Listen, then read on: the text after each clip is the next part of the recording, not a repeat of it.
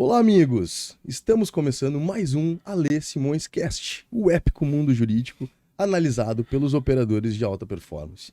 E hoje eu tô aqui com um cara que é meu amigo, que eu tô me sentindo muito feliz em estar recebendo ele aqui, Matheus Marques. O Dr. Matheus, né, natural de Canoas, nasceu em 77, começou a faculdade de Direito e vem desenvolvendo uma carreira brilhante. Em 2005 terminou a sua faculdade e depois disso começou a fazer inúmeros cursos, mestrado, doutorado, como fez o curso de especialização na Espanha, na Universidade de Castilha-La Mancha, em Direito Penal. Veio depois também a cursar Ciências Penais na PUC. Iniciou, na sequência, o mestrado também em Ciências Criminais na PUC, terminando o tal curso em 2014. Vindo a ser professor aí de Direito Penal em diversas instituições, foi coordenador do curso de Direito da Faculdade Estácio, em Porto Alegre, no período de 2014 a 2016, e atualmente está terminando o doutorado na Universidade de Salamanca, na Espanha, um dos berços do direito no mundo, né? Além disso, tem os cargos institucionais que o doutor exerce. Os principais aqui, ele é representante da OAB-RS junto aos presídios e também membro nas seguintes comissões: Defesa e Assistência de Prerrogativas da OAB e de Direitos Humanos, além também de ter a instituição aí vinculada na Espanha com o Instituto Vasco de Direito Processal. Não bastasse todo esse belo currículo, né? Ainda é autor e coautor de mais de 13 livros jurídicos, tendo como principal perspectiva crítica das cautelares alternativas ao cárcere. Meu irmão, meu amigo Matheus, seja muito bem-vindo. É com grande alegria que eu estou te recebendo hoje aqui para a gente ter um bate-papo épico, para te contar como a gente desempenha assim, uma advocacia criminal de alta performance. Seja muito bem-vindo. Muito obrigado, Alexandre, os amigos, agradeço aí a oportunidade, espero contribuir de alguma forma aí com o sucesso que já é esse canal e esse trabalho lindo e muito interessante que tu vem desenvolvendo aí ao longo desses meses. Obrigado, professor. Matheus, conta pra gente como é que surgiu o interesse aí pela faculdade de Direito. Foi uma decisão já tua? Ou de repente tu começou outra faculdade, de repente migrou pro Direito? Era um incentivo dos teus pais, um sonho da tua mãe? Como é que aconteceu isso? Na verdade, a faculdade de Direito ela surgiu como uma espécie de surpresa na minha vida, né? Eu venho de uma família que sou eu, meu pai e minha mãe, e eu tinha uma ideia de ser jogador de futebol. Aquele sonho de todo menino que é ser jogador de futebol. Então eu era juvenil do Inter e passei a ser júnior do Inter e sofri um acidente jogando e Puxa, acabei quebrando um, a minha escápula aqui e tive que ficar parado 6, 7 meses. E eu tive um problema muito grave de cicatrização do osso, porque o osso não cicatrizava, e dali surgiu uma série de problemas. E a gente sabe, nós estamos falando aqui de mais de 20 anos atrás, né? Era muita diferença na medicina, na tecnologia, em tudo. sim, sim, O sim. que agravou a possibilidade de voltar, e quando eu retornei, tu não retorna daquele mesmo jeito, com aquele mesmo ímpeto e tal, fica meio receoso de machucar de novo e tal. Então, ali eu pensei que eu teria que dar um outro norte para minha vida. E então, eu pensei na faculdade de Educação Física no primeiro momento, já que eu estava ligado ao esporte, dali eu poderia ter algum tipo de encaminhamento. Perfeito. E a segunda opção era o direito, porque o direito sempre abria um leque de opções também, né, para o formado, a fim de que ele pudesse exercer ali qualquer uma das atividades aí jurídicas que o mundo lhe proporciona, né? E então eu fiz a faculdade para educação física e direito também. E acabei passando nas duas, no vestibular, até, né, porque nós fazíamos vestibular, passei no vestibular das duas e escolhi o direito. Perfeito. Escolhi o direito, fui me aventurar no direito. Então, o direito veio assim como uma espécie de acaso na minha vida, né? Ele iniciou como um acaso na minha vida que acabou depois se transformando numa paixão. Perfeito. Conta para nós a faculdade de Direito ali. Tu entrou já, então, não muito, vamos assim, focado, ambicioso na questão jurídica, de, vou seguir essa carreira ou aquela, e tu foi te descobrindo lá dentro. Durante a faculdade, tu era já um aluno nota 9, 10 ou tu tinha algumas dificuldades e tu era mais mediano, vamos assim chamar esse termo. Até o próprio Dr. Fábio Hertz, que é juiz de direito, muito meu amigo, chegou e falou: não, eu entrei na faculdade, eu era muito no nível médio, eu fui desenvolvendo isso mais pro final. E tu, como é que aconteceu esse teu desenvolvimento durante a faculdade?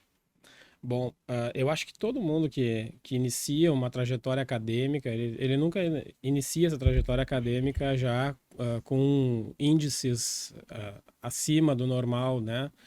Até porque são aventuras na tua vida e eu tenho que as propostas acadêmicas soam como aventuras na nossa vida, porque é ali que tu te desenvolve como ser humano, como um profissional, e é ali que tu te redescobre também, né? Então, ah, é impossível que algum momento ou vai fazer algum tipo de aventura acadêmica e já tenha uma colocação de níveis muito acima daquele normal, daquele esperado, né? Até porque uma faculdade, tu tem um leque de aprendizados ali dentro, de áreas, de saberes, de noções jurídicas que uma pessoa comum, uma pessoa que não tem vamos dizer assim, que não que não tem essa coisa diária na sua convivência, Sim. ela não tem essa noção do que ela vai esperar. Então tudo é novo, né? E como é novo, tu nunca pode dizer que os teus índices são os melhores. É óbvio que é uma trajetória acadêmica, ela se constrói, né? Então, eu vejo que o ser humano, quando ele começa uma determinada trajetória na sua vida, ele vai galgando espaços e ali ele vai se aprimorando. E é nesse aprimoramento que ele vai se descobrindo e que ele vai aumentando seus próprios índices pessoais, né? Então, eu fui sempre um cara número 6, nota 6, 7 ali no início, e me considero até hoje assim sempre um aprendiz em tudo que eu faço, né? Não acho que tu chegar em determinados níveis da tua vida, com mestrado, com doutorado, não quer dizer que tu seja um profissional de excelência, até porque nós aprendemos todos os dias. E Perfeito. acho que uma das maiores recompensas que a gente pode receber da vida é esse aprendizado diário, né? Tu aprende com as tuas questões pessoais, tu aprende com as tuas questões profissionais, tu aprende com as relações, né, que se faz. Então, seria muita prepotência daqui a pouco chegar aqui e dizer, não, eu era um aluno 9, 10, eu era um cara muito estudioso e tal. Não, a gente sabe que o aprendizado ele se faz diariamente e essa constância é que vai aprimorando e vai fazendo com que os seus índices aumentem. Não, perfeito. E durante a faculdade, foi já no meio da faculdade, ou no início, ou no fim?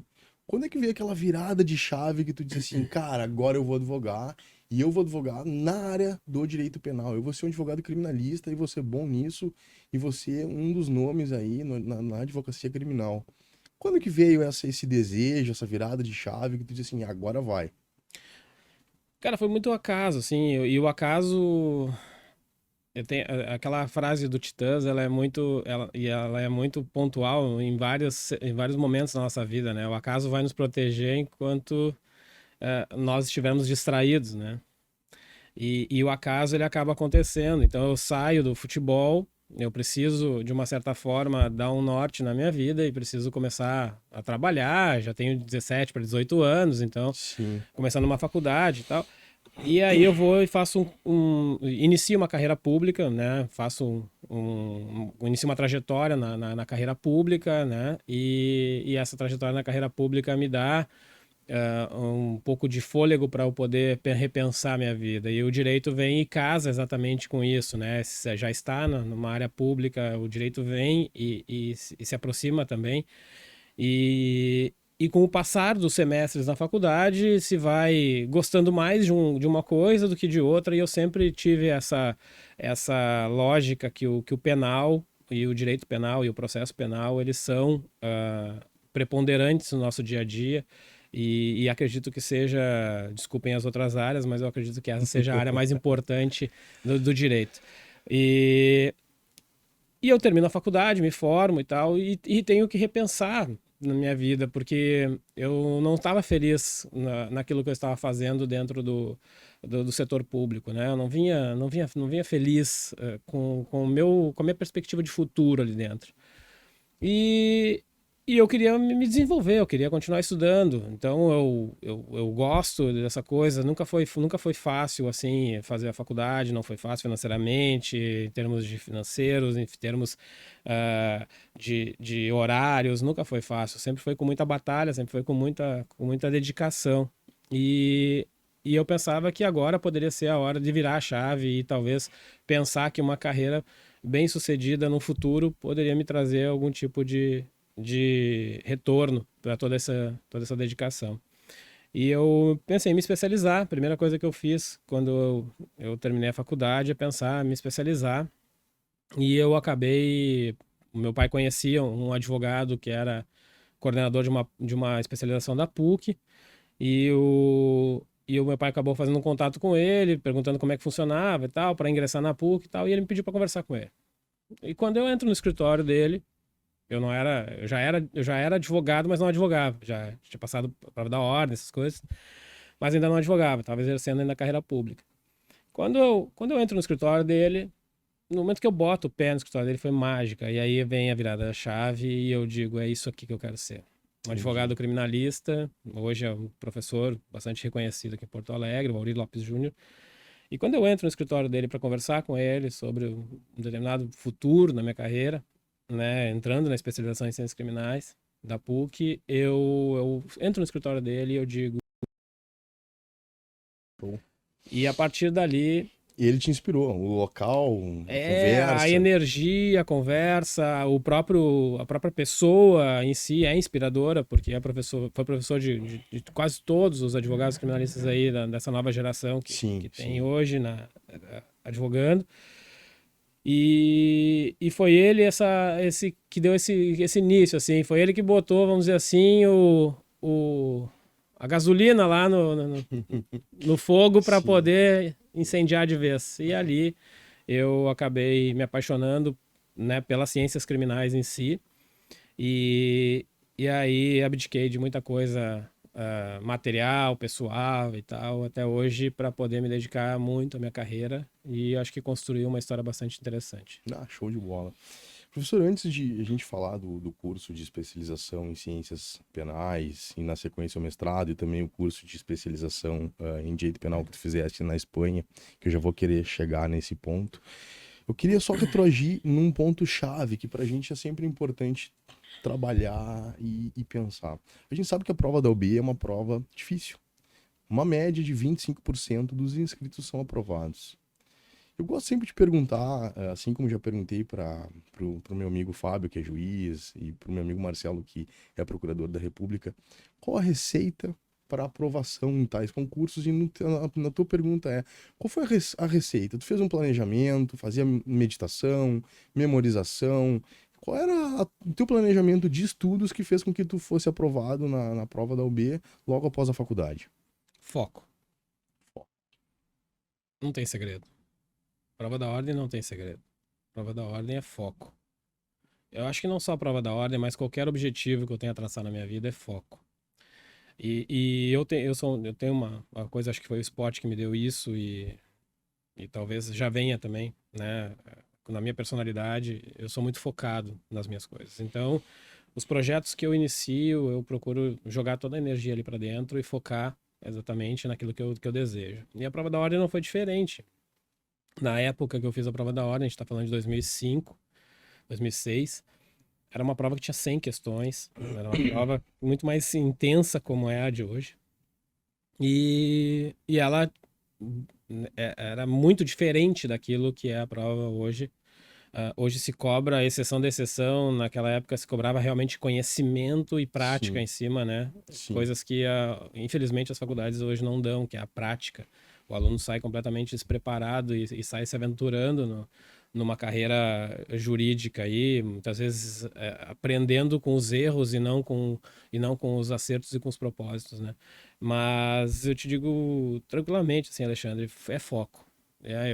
Quando eu me dediquei para fazer a prova da ordem, eu me lembro exatamente, assim, foi um cursinho que eu fazia de noite, preparatório, durante o dia eu trabalhava, finais de semana, estudando. Foram 3, 4 meses focados nesse objetivo. a primeira fase da prova da ordem, que é aquela tem mais questões e que tu precisa, né, ter um conhecimento mais amplo. E aí depois mais um mês estudando para a segunda fase do exame, que daí já é uma questão mais pontual virada para a área que que o examinando ali entende interessante para ele, sei lá, no direito penal, no direito civil, processo de trabalho, aí vai. Tu escolheu a segunda fase de direito penal? Sim. Não, sempre tive na minha cabeça que a área criminal era aquilo que eu queria fazer. Legal, legal. Eu costumo dizer que a prova ela é um momento único na tua vida. Porque a partir daquele momento ali tu te torna um profissional da área, tu começa a advogar, tu tem um mercado aberto e aí tu consegue traçar aí inúmeros planos.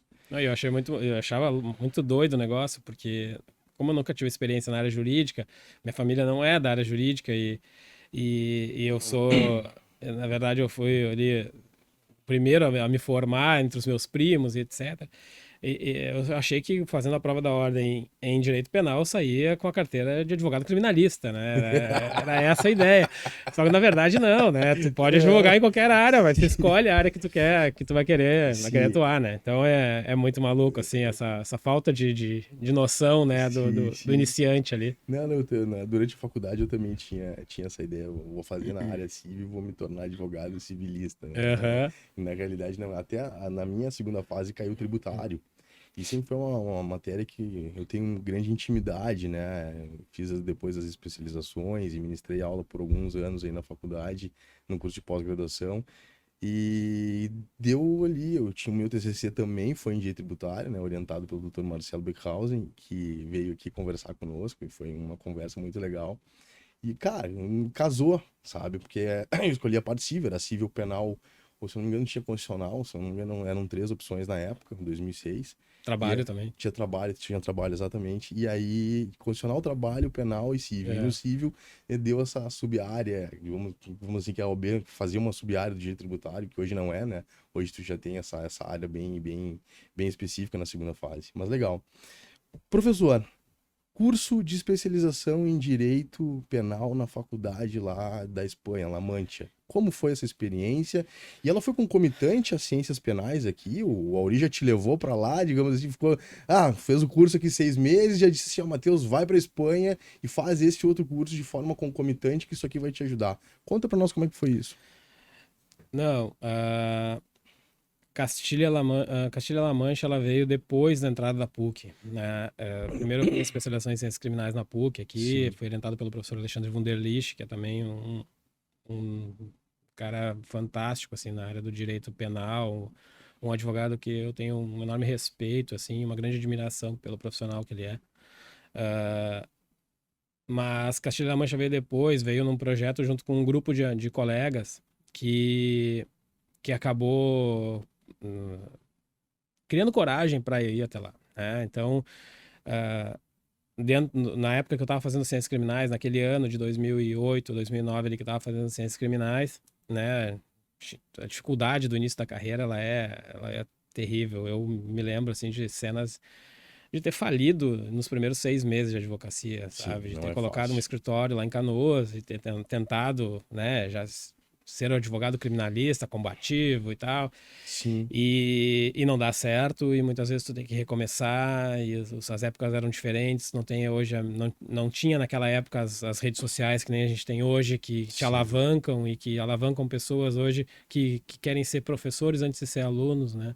Sim. Isso é uma coisa que depois certamente a gente vai conversar sobre, mas surgiu essa possibilidade de Castilha-La Mancha, então eu fui vender carro para poder passar um período lá, né, pagar a matrícula, pagar todos os custos que tem uma viagem internacional, a primeira vez que eu ia sair do país. E cheguei na Espanha e foi um amor à primeira vista, assim, é um lugar que eu amo de paixão e que eu procuro visitar todos os anos, assim, sempre que eu posso eu procuro estar lá, porque é um lugar que, como diz Mia Couto, assim, ele, né, um romancista africano que eu gosto muito dos livros dele, e ele diz, esse lugar me tem, e eu não sei se isso é de alguma outra vida ou se é paixão mesmo, mas acabei indo para lá, me tornando aluno da Faculdade Castilha-La Mancha e fiz uma especialização lá em direito empresarial, né, e econômico, Isso me deu bastante relevância curricular para poder depois competir em outros certames aqui, como carreira de professor e etc. E aí volto de lá com esse curso e seguir adiante, né, por mais um tempo até entrar no mestrado da PUC. Tá, e tu não terminou a especialização da PUC e logo entrou no mestrado, então passaram-se alguns anos e aí tu te preparou para entrar no mestrado. Sim, fazer essa especialização em Toledo e depois de um ano e pouco, 2 anos, é que eu fiz a seleção do mestrado da PUC. Como foi entrar no mestrado e a dificuldade que a gente sabe que é? Conta para nós isso aí. É uma seleção bem complicada, mas é uma seleção que é muito criteriosa, até porque nós temos, né, no corpo docente desse mestrado aí, os melhores professores em ciências criminais aí, né, daqui do sul do Brasil, e a PUC sempre foi um berço e sempre foi uma escola, literalmente, de aprendizado em relação às ciências criminais. Então, foi bastante difícil, criterioso, né? E acho que fiz um bom curso e um bom trabalho ali dentro. Quando é que surgiu a questão da docência? Já foi na entrada do mestrado ou quando tu saiu da faculdade, tu já de direito já tinha ideia de ser professor? Como é que foi a questão também da virada de chave para a carreira da docência, né? Porque a carreira do direito ela foi ao acaso te levando para esse caminho, tu foi te descobrindo, foi te interessando, foi te fazendo bem estudar e te aprimorar, e tu foi almejando e as circunstâncias que foram aparecendo na tua vida foram fazendo com que tu fosse tocado de uma forma positiva e te desenvolveram para esse caminho que é da advocacia penal. Mas e a docência? O que que fez tu olhar e dizer assim, além de ser advogado criminalista, eu também quero ser professor? São as tuas referências, né, Alexandre? Eu acho que as referências de alguém que está iniciando a carreira, elas são muito importantes. E eu tinha referências, né, dos melhores advogados, porque foram meus professores lá na PUC. E essas pessoas acabaram fazendo com que eu criasse talvez essa intenção de me desenvolver mais, de me dedicar mais, me desenvolver melhor para poder, quem sabe, exercer um magistério.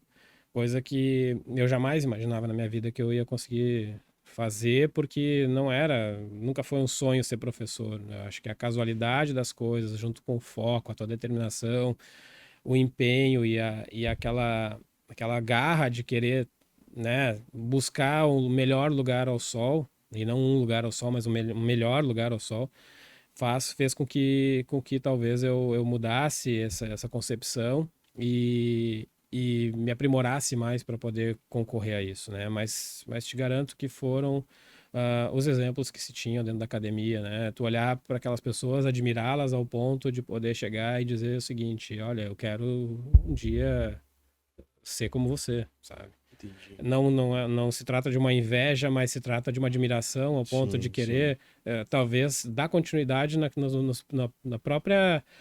própria questão daquele professor ali, que busca muitas vezes em alguns alunos, né, a continuidade da sua trajetória, né? E aí eu olhava para aqueles professores, admiro eles até hoje, porque são todos meus professores até hoje,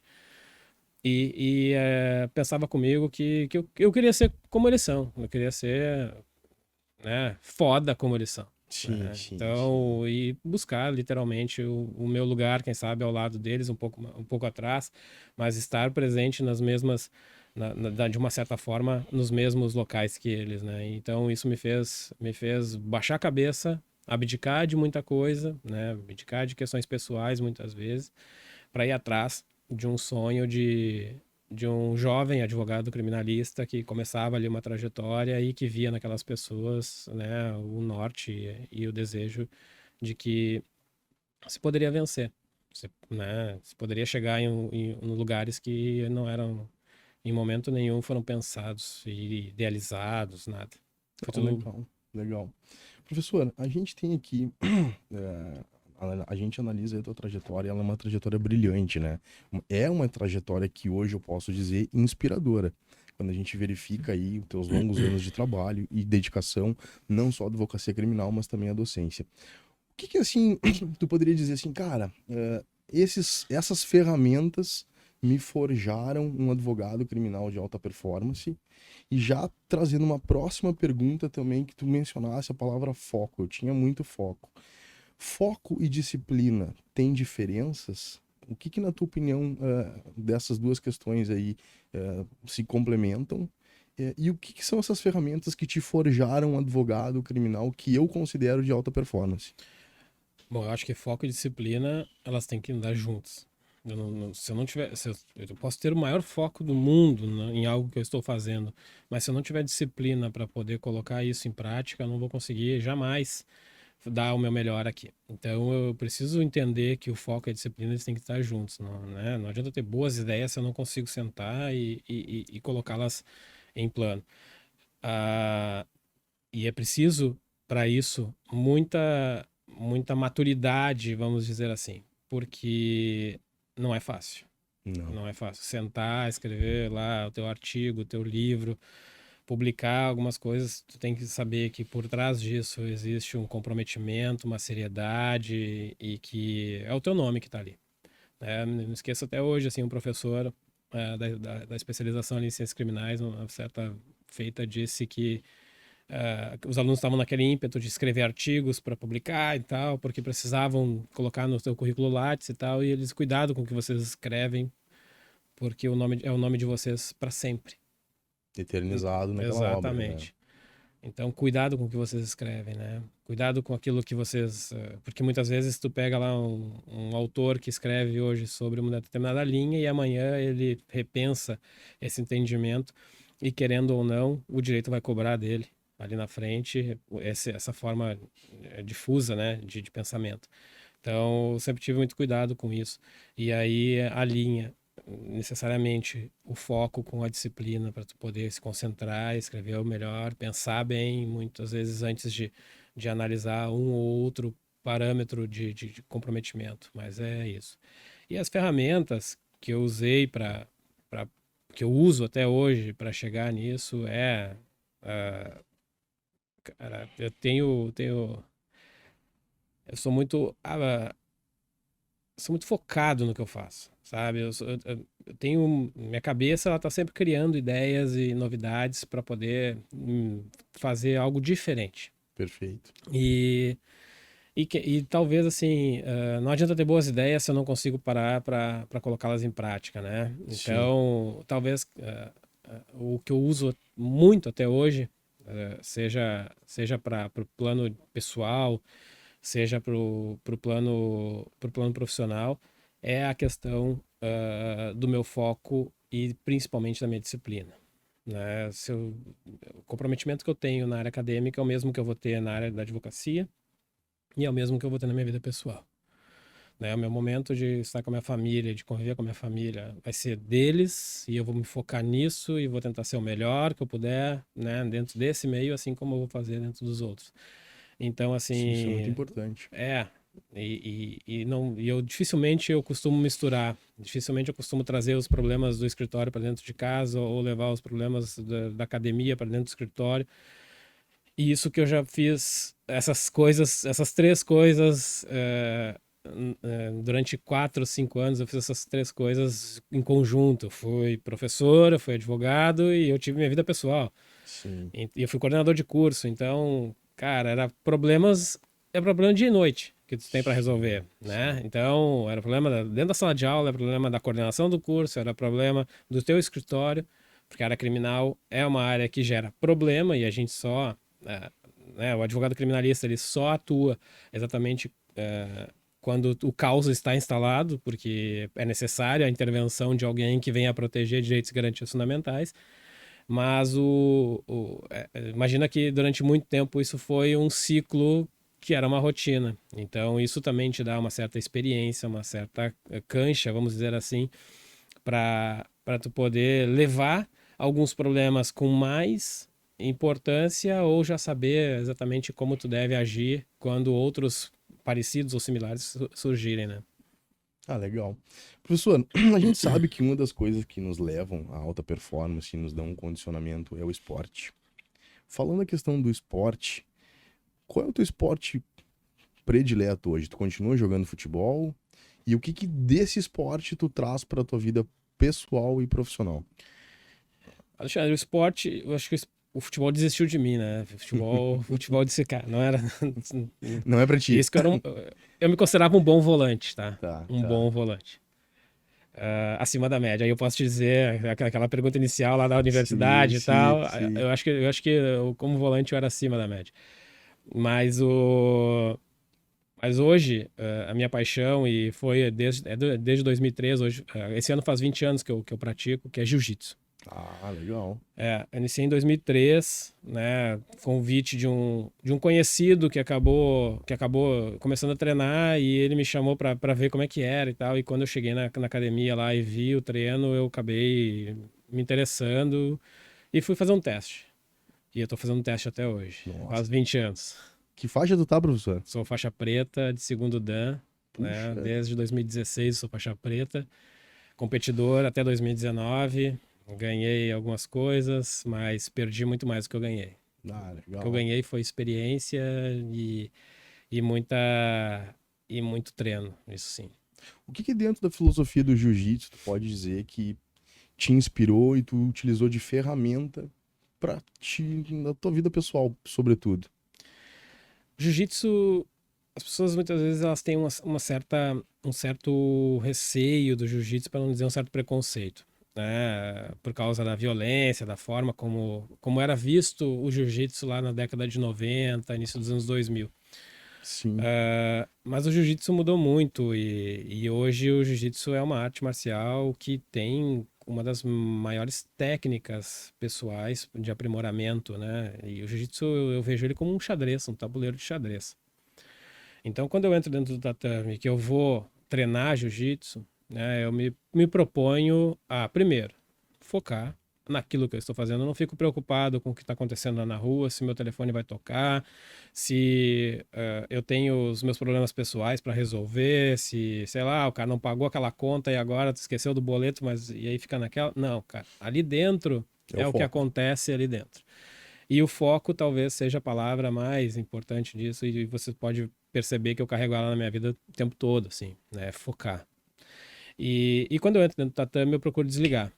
É uma chave que eu viro, porque ali é o momento que eu tenho para aprimorar as minhas formas de pensar, porque eu tenho estratégias o tempo todo na minha cabeça em relação à minha parte profissional, né? Legal. E que eu tenho que utilizá-las da melhor forma possível. E o jiu-jitsu me ensina muito disso. Então, a prática de um golpe sem a precisão correta é a mesma coisa que um remédio constitucional no momento errado, um recurso feito de uma forma errada ou com um pedido errado. Perfeito. Se nós formos fazer essa análise, né, do jiu-jitsu com o direito, por exemplo, e criar essa alta performance, né, de melhor performance pessoal, Sim, eu sim. digo que uma coisa está casada com a outra. Ah, legal. Porque eu não.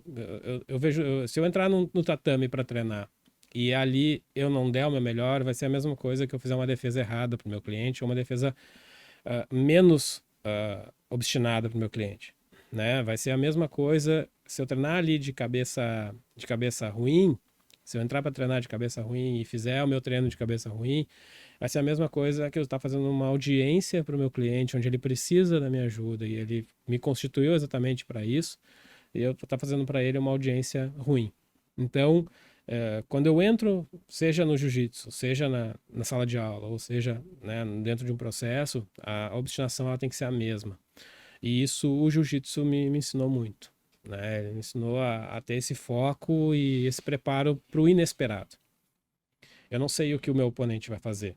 Eu não sei que golpe que ele vai tentar, né, colocar ali à disposição para tentar me finalizar ou para ganhar a luta. E isso me prepara para o meu dia a dia. Porque eu não sei o que o promotor público, muitas vezes, ou o delegado de polícia, vai fazer naquele caso que a gente está atuando. Né? E esse inesperado faz com que tu não te precipite nos teus movimentos, que tu não use muitas vezes da força quando tu não precisa, né? E só vai fazer uma ação quando realmente for necessário, né? Então, o jiu-jitsu ele ensina, ele é base para a vida, né? E aí, algumas filosofias falam sobre 3 pilares do jiu-jitsu, que é base, postura e atitude. Base, postura e atitude. Primeira Legal. delas, Uau, base. Isso eu tenho que anotar aqui. Base, postura e atitude. Muito bom. Por quê? Porque eu não...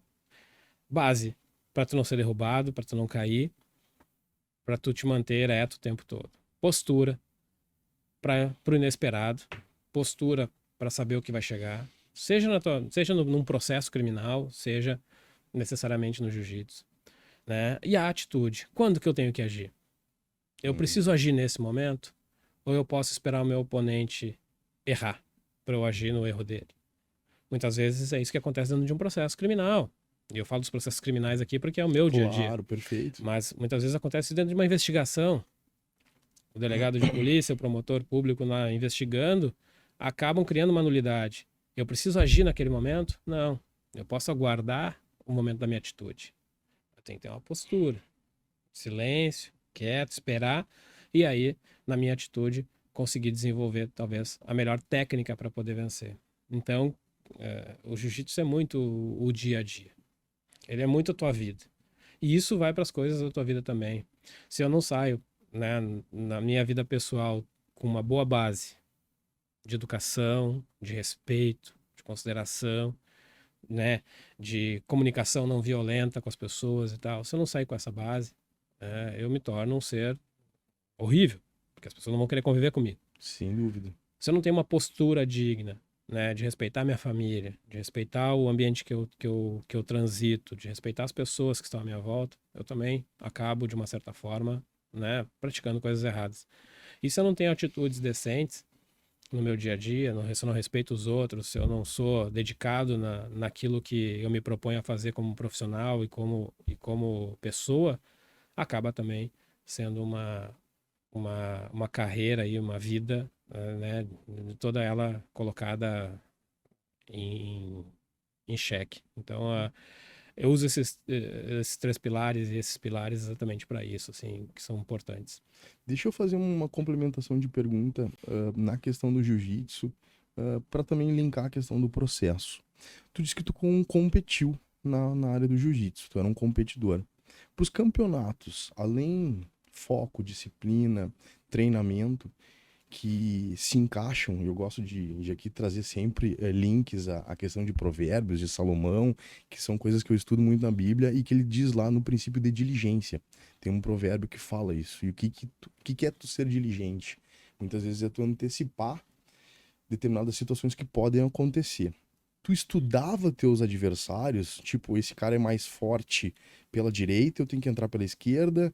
Esse cara, ano passado, ele ganhou fazendo esse golpe eu tenho que me precaver para não entrar. E no processo, esse promotor, ele gosta mais de aplicar determinada teoria e tu consegue aplicar o princípio de diligência que está nos provérbios de Salomão e, além disso, correlacionar com esses três pilares, mas eu colocaria principalmente no pilar de atitude, né? De tu, a atitude e a diligência, ou esperar, ou analisar de uma forma prévia e depois a gente poder aplicar isso aí. Como é que tu fazia nessa questão? É que, como as competições de jiu-jitsu, elas são amadoras, elas não são competições profissionais, né? Eu cheguei a participar de 2 competições profissionais mesmo, de campeonatos brasileiro e sul-americano. Mas as outras, todas elas são campeonatos regionais, então são campeonatos amadores, né? Então, como circula muito oponente, muitas pessoas, muitos praticantes do jiu-jitsu, né? Sim, É sim. difícil tu saber exatamente quem é quem. Isso se tivesse uma carreira talvez de alta performance dentro do jiu-jitsu, com uma carreira profissional dentro do jiu-jitsu, talvez sim, eu saberia que dentro da minha categoria de peso e faixa, eu tenho lá o fulano, beltrano e ciclano, que são as pessoas que eu preciso estudar. Mas do contrário, não. Então o inesperado, né, também está ali dentro. Perfeito. E vai muito do início da luta, né? Então, os primeiros movimentos da luta já te dizem como é que teu oponente vai agir. Então, o inesperado está nisso. Entendi. Conforme a pegada, né, nós temos no jiu-jitsu uma luta de solo, para quem não conhece, é uma luta de solo. Então, o ideal é tu lutar deitado no chão, sentado no chão, e aí são as técnicas que se aplicam ali. Perfeito. Mas tu inicia ali em pé. Então, muitas vezes o oponente ele segura na tua gola, lá na tua manga, e ele senta. E tu sabe que ele vai tentar te puxar para dentro da guarda dele, que a gente chama. E Entendi. ali tu vai ter que passar a guarda dele, tu vai ter que vai ter que tentar criar técnicas, né, para imobilizá-lo ou para finalizá-lo. Mas, de uma certa forma, ela se traduz muito com aquilo que a gente vê no dia a dia do direito criminal, Sim, né? Porque tu sabe, pode saber muito como é que atua aquele promotor, aquele delegado de justiça, aquele juiz, muitas vezes. Mas tu pode pegar esse cara num dia ou contigo ele pode ser diferente. perfeito. Né? Nem todo mundo tá igual o tempo todo e nem todo mundo vai agir com as mesmas cartas, com as mesmas técnicas o tempo todo. Isso é verdade. Né? Muito bom, é verdade. Muito bom. Então, o direito, o inesperado do direito em comunhão com o jiu-jitsu, ele diz muito disso. Então, já tive casos, por exemplo, em que um promotor de justiça daqui de Porto Alegre, um cara polêmico e tal, teve problema lá com 4, 5 advogados que são da minha relação. Eu cheguei para fazer um júri com ele e foi 100%. Tranquilo. Nada daquilo que aconteceu com os outros aconteceu comigo. Por quê? Porque talvez a minha postura com ele tenha sido outra. Porque talvez o meu jeito com ele tenha sido outro. Talvez porque eu não me mostrar tanto e não dizer, e não ser tão combativo, vamos colocar assim, ao ponto de mostrar as minhas ideias para ele, não seja tão forte ao ponto dele pegar e dizer o seguinte, então tá, então eu vou te provocar, eu vou te tirar do eixo, eu vou te desestabilizar emocionalmente, sei lá, alguma coisa nesse sentido. Mas eu sempre penso que vai muito de como nós, e até ontem estava conversando isso na OAB lá com a diretoria, é muito de como nós chegamos na situação. Perfeito. No jiu-jitsu também. Se eu chegar impondo o meu jogo e mostrando que eu quero, apesar de querer vencer, e essa é sempre a ideia, que é tu vencer o teu oponente, Sim, mas se eu chegar já mostrando tudo que eu estou pronto a fazer e só tenho aquilo para oferecer, é óbvio que o meu oponente vai criar técnicas para poder me barrar e me vencer. Da mesma forma, o direito. Se eu chegar lá gritando que eu preciso da liberdade, que restitua as coisas apreendidas, que a pessoa é inocente e tal, e não tiver base para poder mostrar essa fundamentação que eu tô alegando, por certo, isso não vai dar certo, sim. né? Não vai dar certo. Então, eu fico muito fragilizado nesse sentido. E aí mostra que realmente que a minha postura tá um pouco despreparada. E aí entram os receios e talvez as, as possibilidades de perder. Não, eu gosto de escutar e sempre complementar em alguns links que me vêm à memória, sabe, Matheus?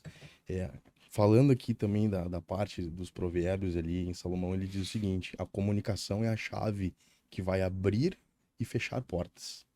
E tu trouxe um exemplo aqui muito bom de forma de como ter uma postura e como utilizar a comunicação para abrir as portas e não fechar as portas.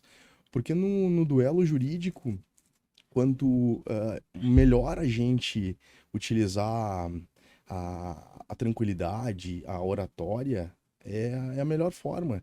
E já diria até o próprio ator aquele no Suits, né? Quer vencer comigo, não adianta tu gritar, melhora o teu argumento. Então, isso que é a forma de se comunicar, onde tu abre porta e onde tu exerce aí com postura a excelência da tua advocacia. Muito bom mesmo. Pegando esse ensejo da advocacia, conta pra nós um ou dois casos que te vem à memória aí desses longos anos como advogados que mexeram contigo como pessoa, como ser humano e que tu diz assim, cara, aqui eu consegui fazer a diferença e aconteceu isso no processo e foi gratificante ao final. Alexandre, tem um caso, assim, tem vários, tá? Mas tem um deles que eu acho que o meu propósito, se hoje terminasse o meu propósito no mundo jurídico, eu acho que eu teria, poderia dizer que eu teria vencido, Legal. tá? É um propósito só. Uma vez, acho que era fevereiro, janeiro, início de um ano, determinado ano, não me lembro qual o ano.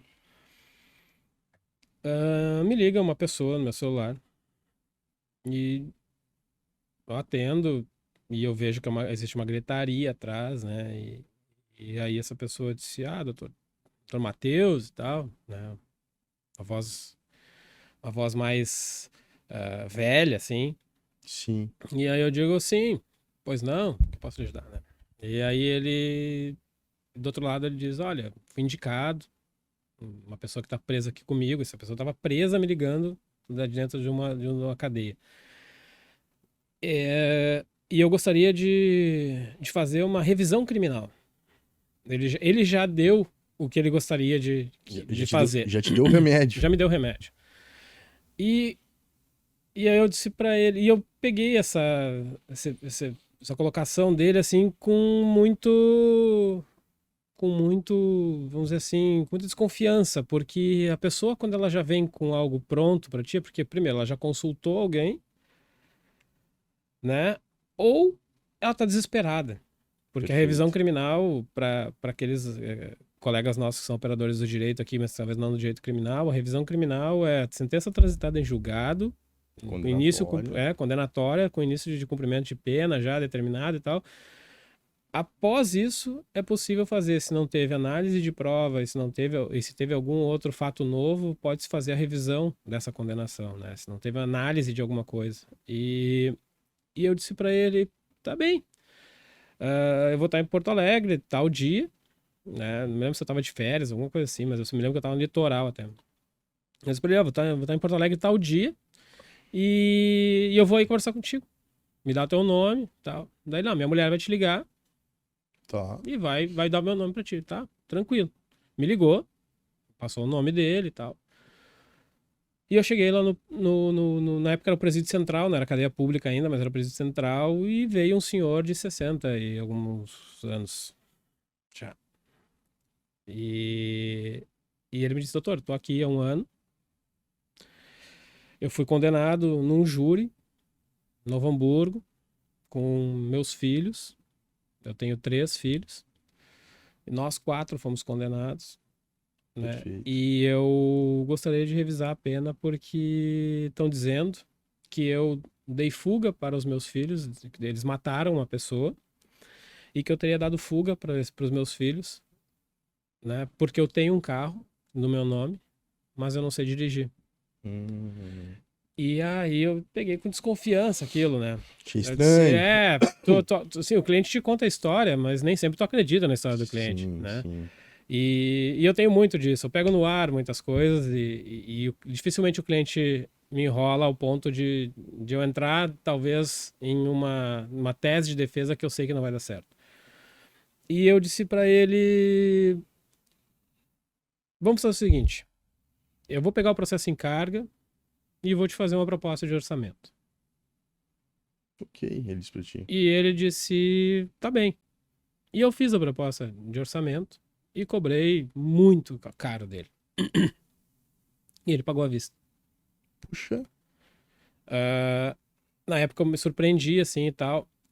E aí eu fui pegar o processo. Eu fiz a cobrança primeiro, fui pegar o processo, fiz o estudo do processo, e quando eu analisando o processo, eu verifiquei que o Tribunal de Justiça, o processo foi julgado pelo Tribunal do Júri, subiu para o Tribunal de Justiça em recurso de apelação, subiu para o STJ em recurso especial, e subiu até o STF em recurso extraordinário.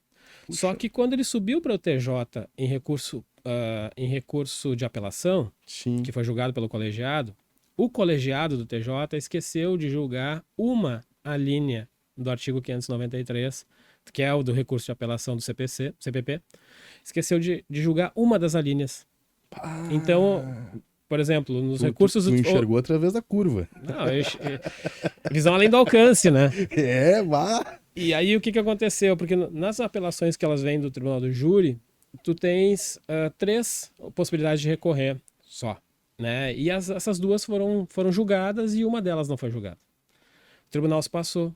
E dentro do recurso dele tinha essa questão que não foi julgada. E subiu para o STJ, subiu para o STF e ninguém viu. E quando eu olhei aquilo, eu disse, nós temos um fato novo. Nós temos uma revisão criminal. E aí já estava 1 ano e meio já preso. Né? E aí quando eu cheguei para ele e disse, olha só, nós temos essa estratégia aqui, que ao meu ver é a única. E na época, em caso de provimento da nosso recurso de revisão criminal, nossa revisão criminal, ele teria um novo júri. À época, o CPP ainda autorizava que fosse feito um novo júri, né? Então, nós entramos com a revisão criminal e o desembargador, em 2 dias, julgou em caráter liminar, transformou a revisão criminal em habeas corpus. Puxa. E ele pode fazer isso, né, dentro da questão de análise técnica ali. Ele transformou a revisão criminal em habeas corpus, concedeu o habeas corpus de ofício para soltar o réu, que estava preso há 1 ano e meio quase. E espetacular, determinou que voltasse à origem, anulando todos os atos que foram feitos até aquele momento ali, anulando todos aqueles atos e devolvesse para o tribunal do júri para que fosse designada uma nova sessão. Aquilo ali eu devolvi a vida daquela pessoa. Literalmente, eu devolvi a vida dele. Né? E ele foi submetido de novo a um júri sozinho, daí sem os filhos, sozinho, onde se foi apurado as técnicas ali de dirigir, não dirigir, aí questão de mérito que foi utilizada dentro do processo, mas ele acabou sendo absolvido. Então, doutor Alexandre, eu lhe digo assim, com muita tranquilidade, se hoje minha carreira no direito ela terminasse, eu poderia lhe dizer assim que eu consegui mudar pelo menos a vida de uma pessoa. Eu acho que eu mudei de muitas. Mas dessa pessoa eu tenho certeza que eu mudei. E ele se tornou um grande amigo. Então, uma pessoa que volta e meia, ele liga para saber como é que tá e tal. Hoje ele não mora mais aqui na região, mora no litoral. Mas ele volta e meia, ele liga para perguntar se tá tudo bem, não sei o quê. Festas de final de ano ele liga. Então, assim, se tornou realmente uma pessoa grata por aquilo que eu fiz por ele. Né? E que eu recebi para fazer o meu melhor. Então, a proposta, talvez, da vida e do direito esteja aí, né? Nós pensarmos nos meios e não no fim. Né? Se eu usar o fim, que é ganhar grana e ficar bem financeiramente, como meu único propósito no direito, a minha carreira vai ser curta. Agora, se eu pensar que eu preciso ter um foco, estudar, alinhar, ter conhecimento técnico e aplicar isso para buscar melhores resultados, e aí entra a alta performance. Quem sabe aqui, além de mudar a vida das pessoas, eu também ajudo a construir um direito melhor. Talvez um direito épico. Sim. Não, o caso é épico, nossa. É um caso jurídico realmente diferente, né? Porque o processo em si, né, já tinha um norte, já tinha uma situação consolidada. E revisar, analisar, atuar e modificar e principalmente devolver a liberdade para essa pessoa, isso é importantíssimo. Isso aí é uma coisa que dá uma satisfação pessoal incrível. E, professor, há uma pergunta que a gente está falando de questões aqui, épicas e do sucesso. Eu sempre tenho duas perguntas. Tu acredita que o sucesso é treinável? E a outra coisa, o trabalho devolve? São duas perguntas, assim, bem amplas, assim, para te poder debater. Sucesso não é treinável. Sucesso não é treinável. Argumenta pra gente. O sucesso é tu te apaixonar pelo caminho. Sem pensar no final. Eu me lembro que uma vez num discurso como paraninfo numa turma de direito, eu ainda disse para eles apaixonem-se pelo caminho. Porque se vocês se apaixonarem pelo resultado apenas, eu quero ser advogado criminalista, porque advogado criminalista né, ganha bem, né, Sim. tal. Se vocês se apaixonarem por esse resultado, por ser advogado criminalista, porque vão saber que o cliente vai pagar vocês vão estar pulando uma etapa que é talvez a mais importante na construção profissional de cada um. Então, eu sempre tenho comigo, apaixone-se pelos meios. Cada processo que entra no escritório, ele não é visto como um cifrão. Ele é visto como algo que eu preciso mudar na vida do meu cliente. O cifrão, ele é a consequência. É o quanto isso vai me custar de tempo, de trabalho, de técnica, de experiência, do meu currículo, né, do profissional que está sendo contratado, mas isso é uma questão que tem que ser resolvida à parte. Então, eu tenho muito que o sucesso né? Ele é caminho. Ele não pode ser usado, ele não pode ser pensado como único e exclusivamente como fim. E, é uma questão muito, muito pessoal minha, assim. Eu não, eu considero o sucesso como algo muito transitório. Muito transitório. Né, dentro da carreira de 20 anos, quase de advocacia, eu já passei por muitas situações em que eu conheci muitos advogados excelentes, de enorme sucesso, né? E já vi advogados que não tinham sucesso serem excelentes também. Por quê? Porque prestavam bons trabalhos. Então, quem sabe o sucesso para cada um ele é diferente. Entendo. Para mim pode acontecer agora, para você pode acontecer daqui a um ano, mas o sucesso ele não vai te dizer quem tu és, né? O quanto tu te dedicas, né? A quantidade de clientes, de processos, de rentabilidade que tu tem. O sucesso ele não é isso que vai te dar sucesso. Sucesso é tu poder botar tua cabeça no travesseiro de noite quando tu for dormir, fazer tua oração e pensar o seguinte: hoje eu fiz meu dever. Hoje eu mudei a vida de alguém. Isso é teu sucesso. Porque hoje nós estamos muito preocupados em vender sucesso.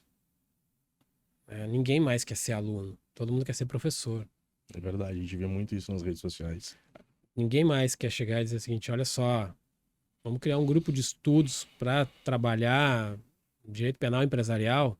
Não. Vem comigo que eu vou te ensinar os macetes do direito penal empresarial. Pessoa com 2 meses de OAB. Né? É impossível que alguém tenha tanta coisa para ensinar. Não estou dizendo que não pode acontecer. Mas é difícil alguém tenha algo para ensinar em tão pouco tempo. É pouco provável, né, professor?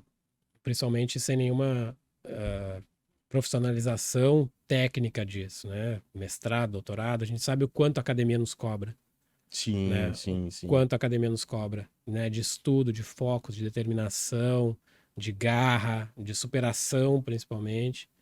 Né? Eu entrei para fazer uma especialização em ciências criminais na PUC e eu não sabia escrever um artigo. Eu aprendi a escrever um artigo. Então, é difícil hoje tu pensar que alguém pode se formar em pouco tempo e, ao mesmo tempo, já sair te ensinando aquilo. Então, as pessoas estão pulando etapas. É verdade. Né? Eu não quero ser professor, eu quero ser aluno sempre.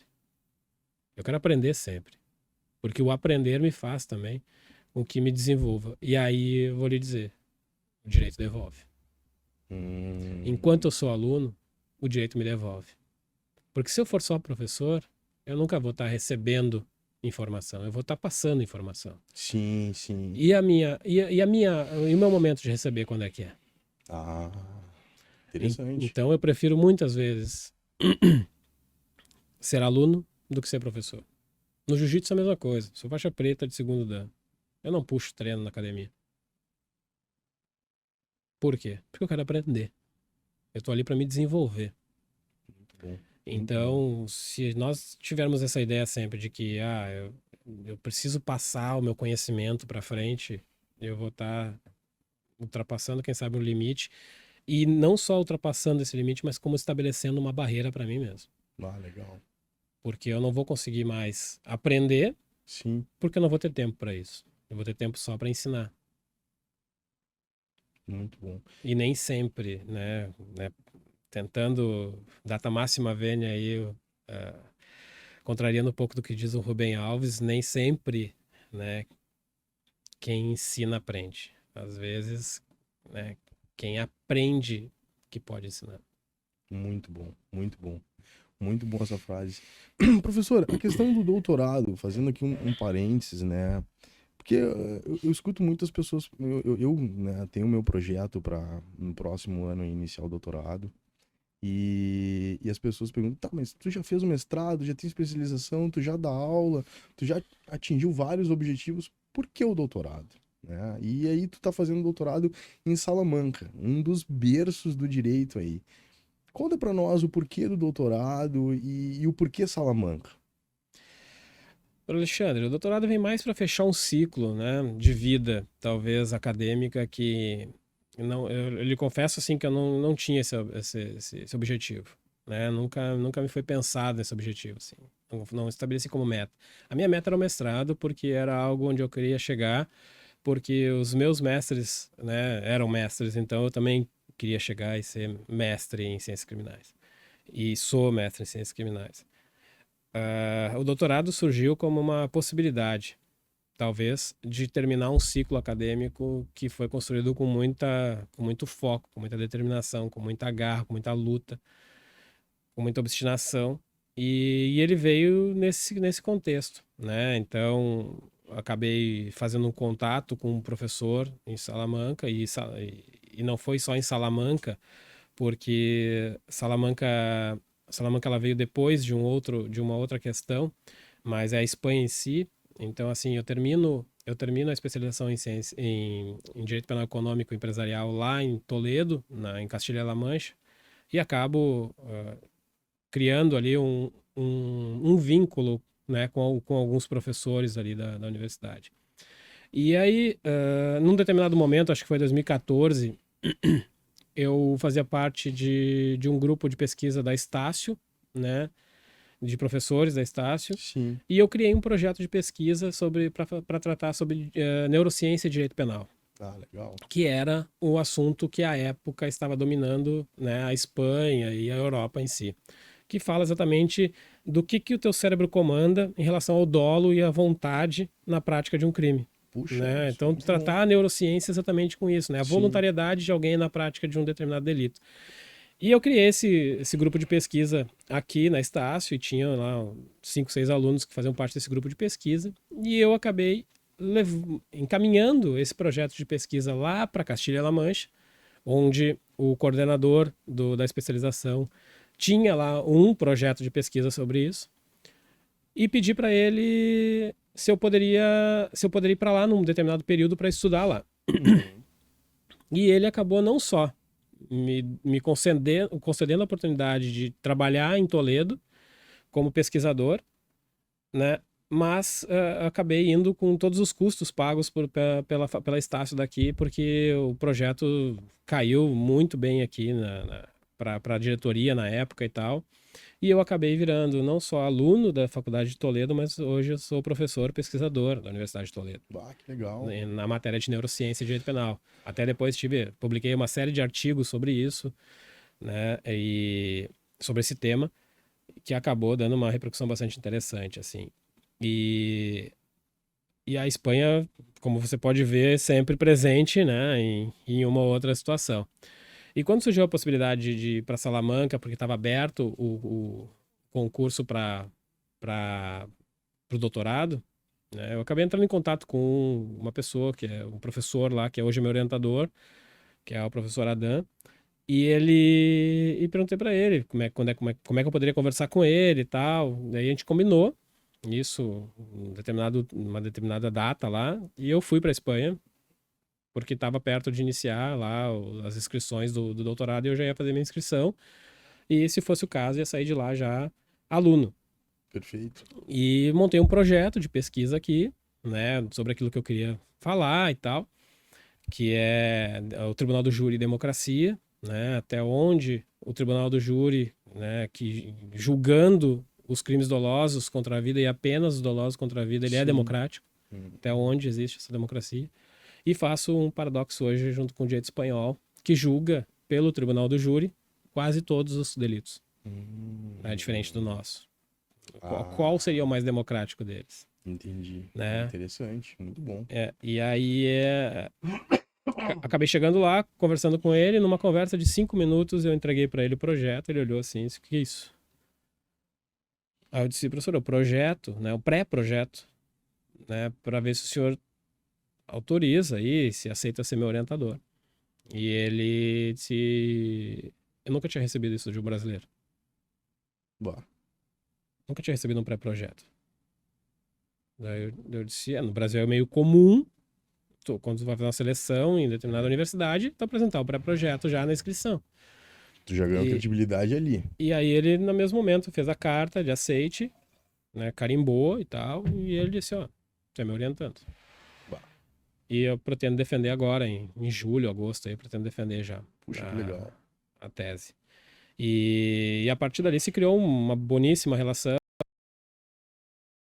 em 3 oportunidades, em determinados períodos para pesquisa, literalmente, porque lá, diferente daqui do Brasil, tu não tem uma carga horária para cumprir, né, dentro do doutorado. No Brasil é necessário que se cumpra uma carga horária, Uhum. né, de aulas, e depois tu fica com um determinado período para poder construir a tua tese. Lá não. Lá no momento em que tu vira aluno da universidade e faz parte do programa de doutorado, ali já está contando o tempo para tu apresentar a tua tese. Ah, legal. Seria como se fosse um trabalho de complementação, como se fosse um pós-doutorado aqui, um trabalho de complementação ao teu trabalho de mestrado. Ah, interessante. Então, e Salamanca é porque é a Espanha e é porque tudo está envolvido. 800 anos de história, né? E Sim, eu sim. fui o precursor de um livro escrito por professores e por alunos do doutorado.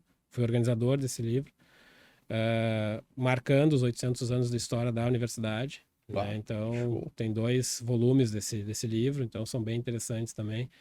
Então, acho que marquei alguns pontos lá na universidade, bem Não, interessantes. com certeza, com certeza. Muito bom escutar essa história aí, professor. Como é que funciona a questão? Tu atua na comissão da OAB aqui na CEDAP. Como é que funciona esse processo, os chamados? Como funciona a atividade da comissão? E como é que é esse trabalho? Bom, doutor Alexandre, a Comissão de Defesa das Prerrogativas, né? Primeiro que o advogado sem prerrogativa não pode exercer sua profissão, né? O Perfeito. advogado é uma normativa que faz parte da lei da advocacia, né? A Lei 8.906, e que diz ali que são prerrogativas do advogado, né? Ter acesso a autos de inquérito, a processos, acesso ao juiz. Hoje tu tem acesso a recorrer, a sustentar oralmente todos os seus recursos e tal. São prerrogativas do advogado, são direitos do advogado, que não podem ser tolhidos de forma alguma. Perfeito. E a comissão de prerrogativas, ela é o coração da OAB, né? Tanto aqui no Rio Grande do Sul, como em qualquer outra seccional, assim como na nacional. Então, ela é o coração da ordem, ela é a comissão mais importante. Sem prerrogativas, o advogado não trabalha. E me surgiu a possibilidade de fazer parte dessa comissão, foi em 2007, eu acho. A Uhum. primeira vez que eu ouvi falar alguma coisa sobre prerrogativas. E é um amigo que hoje é o presidente da comissão de prerrogativas, né? Eu sou vice-presidente hoje da comissão de prerrogativas. Ele me convidou para fazer parte e me levou para conhecer e tal. E o nosso trabalho ali, ele, em síntese, ele é diversificado em áreas. Então, eu tenho um vice-presidente criminal, que sou eu, Sim. tenho um vice-presidente civil, tenho um vice-presidente trabalhista. E esses Hum, 3 vice-presidentes atuam nas áreas específicas. Então, se der um problema lá na área do direito do trabalho, é aquela pessoa ali que vai ser designada para ir lá acompanhar ou, de uma certa forma, ah, ser o representante da ordem ali, né, naquele perfeito. momento de violação de prerrogativa. Então, daqui a pouco tá lá numa audiência trabalhista e o juiz nega que o advogado sustente oralmente, né, uma situação ou fale ou viola a prerrogativa dele em algum sentido. Perfeito. Esse advogado ele vai ligar para a OAB e a OAB vai encaminhar o representante da área específica lá para poder atender isso. Né? Isso acontece muito na área criminal, acontece principalmente, porque são muitas delegacias, são muitos foros, são muitos sedes do Ministério Público, Sim, né? sim. São muitas atividades da advocacia criminal.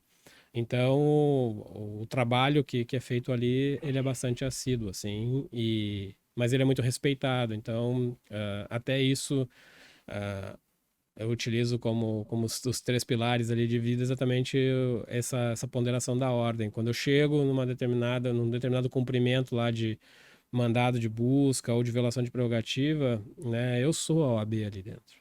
Eu sou a Entendi. instituição, né? E eu preciso ter uma boa postura naquele momento, né? Eu preciso chegar com educação, eu preciso chegar sabendo o que eu estou fazendo, né? Demonstrando que existe uma ilegalidade. Então, já não foram poucas as vezes que eu já precisei atuar em nome da instituição.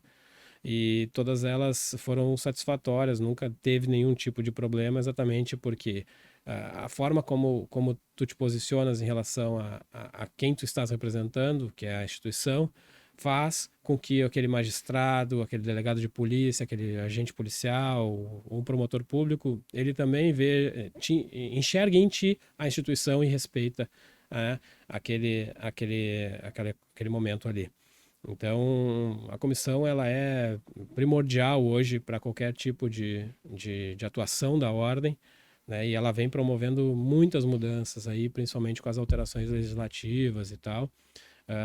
Vem ganhando espaços bastante importantes. Hoje, por exemplo, nós temos possibilidade de fala, né, nos cursos de escrivães de polícia, de inspetores de polícia, de delegados de polícia. Então, o delegado de polícia hoje não sai do curso de capacitação dele sem ter aula de prerrogativas. Ah, legal. Capitão da Brigada Militar, que são a entrada dos oficiais ou mesmo dos soldados, não sai sem aula de prerrogativas. Muito bom. Né? Muito então, bom. essa é uma conquista da ordem, né? Então, Importante isso. para mostrar exatamente que prerrogativa não é um simples momento, mas é um direito exatamente, né, de cada um de nós profissionais do ramo do direito. Muito bom, doutor, muito bom. A gente sempre aprende e complementa, e eu sou uma pessoa que, quando me propus a montar o canal e apresentar, exatamente com o intuito de estar aqui como aluno, porque os convidados, em cada bate-papo, em cada conversa, trazem um aprendizado de vida e inspirações aí profundas, né? Isso aí é muito, muito interessante, a gente aqui aprendendo mais um pouco. Professor, a questão da Tribunal do Júri, tu mencionasse, são duas perguntas linkadas, tá? Como é que tu te prepara para o Tribunal do Júri, que é um momento, no direito, é um momento épico. Eu tenho, pelo menos, dessa análise, muito embora não atue na área penal, porque eu vejo que é extraordinário o júri. E na tua carreira, quem foram os profissionais, aí citar dois nomes, se tu puder, um homem e uma mulher, na advocacia penal, que te inspiraram, que eram bons profissionais na sustentação oral, sobretudo no júri, e que tu olhava e dizia assim, cara, essa mulher é muito boa, essa advogada é muito boa, e esse advogado é muito bom, eles vão me inspirar. Então, cita para nós dois nomes aí, e o que tu viu eles fazendo, que te chamou a atenção, e como é que funciona a tua preparação para o Tribunal do Júri. Bom, tô deixando, cada caso é um caso, né? Não existe uma preparação única para o Tribunal do Júri, né? Se o sentar aqui um advogado algum dia e disser assim, não, todo júri eu faço isso, eu vou desconfiar. Entendi. Porque cada caso é muito diferente. É muito específico. É muito específico. Tem casos em que tu sabe que o promotor de justiça vai pedir a absolvição, tem casos que tu sabe que algum tipo de absolvição é muito difícil. Tu já chega para os casos assim, né? Tu te prepara para eles, tu encontra as saídas, mas tu já... E eu tenho muito isso comigo, assim. Eu tenho uma forma de pensar que não é obstinada exatamente naquilo que eu vou fazer. Mas eu penso nas minhas estratégias profissionais, mas eu também penso como o meu inimigo está pensando. Meu inimigo, entre aspas, tá? Sim, o adversário. O adversário, né? Como ele está pensando ali naquele momento, né? E onde é que ele vai, o que ele vai fazer para tentar imputar ao meu cliente, aquela pessoa que eu estou representando, aquele fato criminoso e condenar ele, né? Então, é preciso ter muito cuidado com isso, assim. Então não há uma preparação única. Claro, a preparação técnica é uma coisa, a preparação pessoal é outra.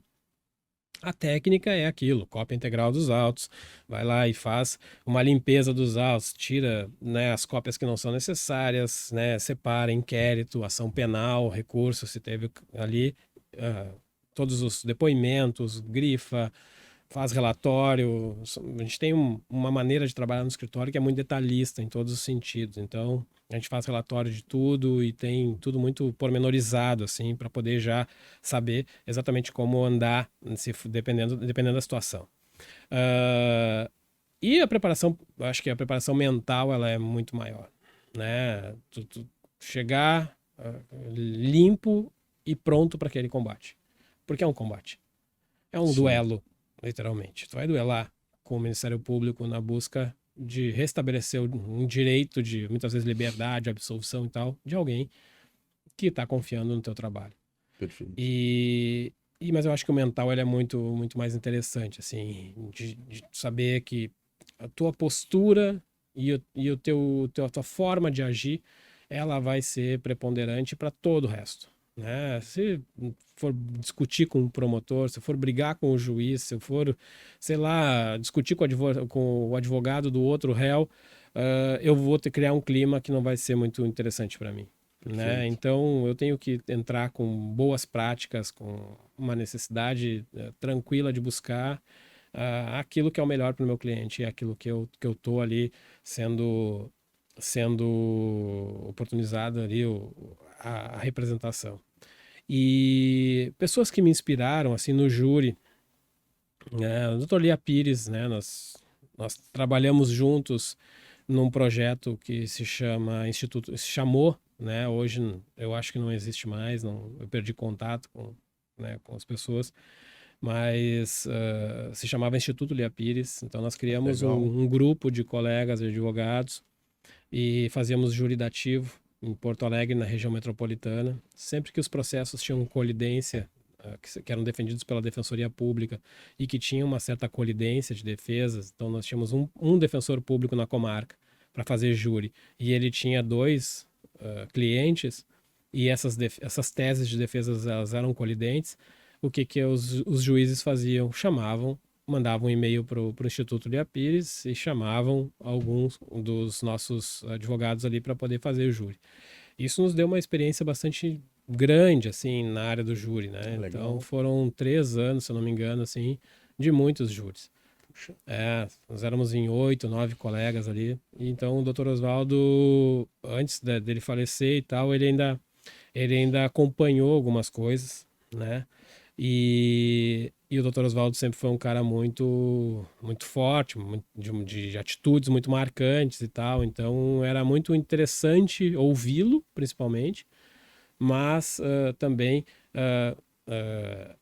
aguardar com que ele uma em outra oportunidade ele fizesse algum tipo de consideração em cima daquilo que a gente poderia agir, como fazer, etc. Foi um grande professor, assim, eu acho, do direito penal relacionado ao Tribunal do Júri, e foi certamente um dos grandes maestros aí que eu vi desfilarem pelos tribunais do júri. Legal, legal. E alguma advogada que te chamou a atenção nessa trajetória? São muitas, né? As advogadas... Da nova geração aí que tu olha e diz assim, cara, ela é... Quem tu poderia citar para nós? Eu vou assinar tranquilamente a minha amiga, a doutora Tatiana Borsa. Eu acho que a doutora Tatiana Borsa é uma das mulheres mais qualificadas hoje no Tribunal do Júri, no plenário do Tribunal do Júri, né? Uma pessoa bastante qualificada, bastante preparada, experiente, profissional, ética, né? Compromissada. Então, fez agora um grande trabalho aí no processo da Botkiss. Então, uma profissional que eu tenho bastante respeito e admiração.